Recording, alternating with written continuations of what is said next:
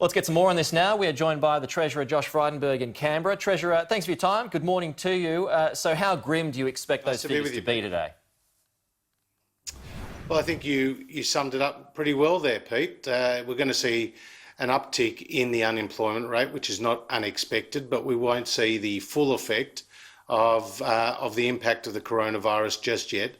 Treasury's forecast is for unemployment to reach 10%, but for the JobKeeper package, it would have been 15%. You have to recognise that when we went into this economic crisis, we did so from a position of economic strength. In February, we saw the unemployment rate fall to 5.1%. And in the back half of last year, economic growth was rising. So Australia has been prepared for the crisis, both on the health side and on the economic side, but the full impacts have yet to be seen in the data. You spoke to G20 leaders last night, Treasurer. What came out of it? Well, we agreed to continue our coordination on the fiscal side, on monetary policy, as well as in terms of the health response. And Pete, what that's seen already is about $8 trillion worth of stimulus measures from countries around the globe and a synchronised approach from central banks, which has helped to stabilise the debt, the credit and the equity markets. But what was also discussed on last night's call was the increased needs and demands from the less developed economies. We've seen over 100 countries go to the IMF for help.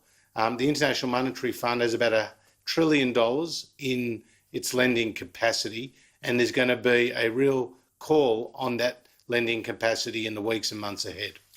Treasurer, this deal that the government is working on, another deal to help out Virgin and Qantas, when do you expect that to be finalised?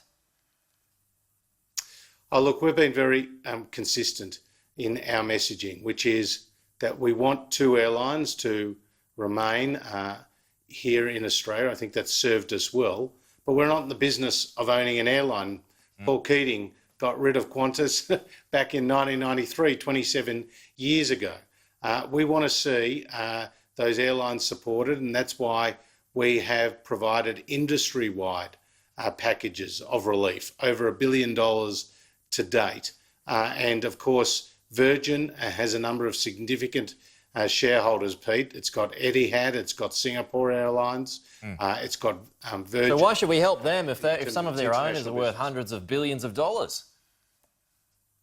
Well, they're no doubt the discussions that the company itself is having with some of its biggest shareholders right now.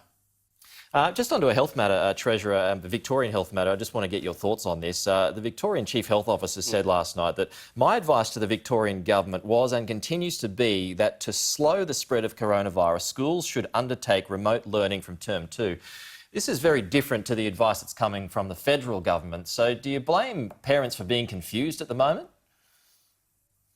Well, the National Cabinet takes its advice from that centralised body of chief medical officers, of which state chief medical officers are represented, and so too Brendan Murphy, who is the federal government's chief medical officer. And the medical advice is clear. Kids can still go to school, and we need to ensure that the children continue with their learning, whether it's remotely and online or whether it's in the classroom.